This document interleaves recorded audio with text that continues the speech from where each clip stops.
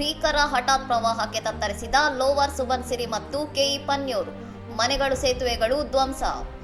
ಅರುಣಾಚಲ ಪ್ರದೇಶದ ಲೋವರ್ ಸುಬನ್ಸಿರಿ ಮತ್ತು ಕೆಇ ಪನ್ಯೂರ್ ಜಿಲ್ಲೆಗಳಲ್ಲಿ ಸುರಿದ ಭಾರೀ ಮಳೆಯು ಹಠಾತ್ ಪ್ರವಾಹಕ್ಕೆ ಕಾರಣವಾಗಿದ್ದು, ಹಲವು ಗ್ರಾಮಗಳು ಜಲಾವೃತಗೊಂಡು ಅಪಾರ ಆಸ್ತಿಪಾಸ್ತಿ ಹಾನಿಯಾಗಿದೆ. ಕೇವಲ 3 ಗಂಟೆಗಳ ಅವಧಿಯಲ್ಲಿ ದಾಖಲಾದ ತೀವ್ರ ಮಳೆಯಿಂದಾಗಿ ನದಿ ನೀರಿನ ಮಟ್ಟ ಏಕಾಏಕಿ ಏರಿಕೆಯಾಗಿದ್ದು, ಲುಕ್ಸಿನ್ EA1 ಮತ್ತು EA2 ಗ್ರಾಮಗಳ ಮನೆಗಳು ಮತ್ತು ಕೃಷಿ ತೋಟಗಳು ಪ್ರವಾಹದ ಪಾಲಾಗಿವೆ. ಯಜಲಿಯ ಪೋಸಾದಲ್ಲಿರುವ ನಿಪ್ಕೋ ಕಾಲನಿಯಲ್ಲಿ ಸುಮಾರು 15 ವಸತಿ ಕಟ್ಟಡಗಳು ಸಂಪೂರ್ಣ ನಾಶವಾಗಿದ್ದು, ಪ್ರಮುಖ ಹೆದ್ದಾರಿ ಸೇತುವೆಯೊಂದು ಕೊಚ್ಚಿ ಹೋಗಿರುವುದರಿಂದ ಈ ಭಾಗದಲ್ಲಿ ಸಂಪರ್ಕ ಕಡಿತಗೊಂಡಿದೆ. ಸ್ಥಳೀಯ ನಿವಾಸಿಗಳನ್ನು ಸುರಕ್ಷಿತವಾಗಿ ಸ್ಥಳಾಂತರಿಸಲಾಗಿದ್ದು, ಅದೃಷ್ಟವಶಾತ್ ಇಲ್ಲಿಯವರೆಗೆ ಯಾವುದೇ ಪ್ರಾಣಹಾನಿ ಸಂಭವಿಸಿಲ್ಲ ಎಂದು ಅಧಿಕಾರಿಗಳು ತಿಳಿಸಿದ್ದಾರೆ. ಹವಾಮಾನ ತಜ್ಞರ ಪ್ರಕಾರ ಇದು ಕೇವಲ ಸಾಧಾರಣ ಮಳೆಯಲ್ಲ, ಮೆಗಾ ಸ್ಫೋಟದಂತಹ ತೀವ್ರ ಮಳೆಯ ಪರಿಣಾಮದಿಂದ ಉಂಟಾದ ಹಠಾತ್ ಪ್ರವಾಹವಾಗಿದೆ. ಬೆಟ್ಟದ ಇಳಿಜಾರುಗಳಲ್ಲಿ ನೀರು ವೇಗವಾಗಿ ಹರಿದು ಬಂದಿದ್ದೇ ಈ ಅನಾಹುತಕ್ಕೆ ಮುಖ್ಯ ಕಾರಣ.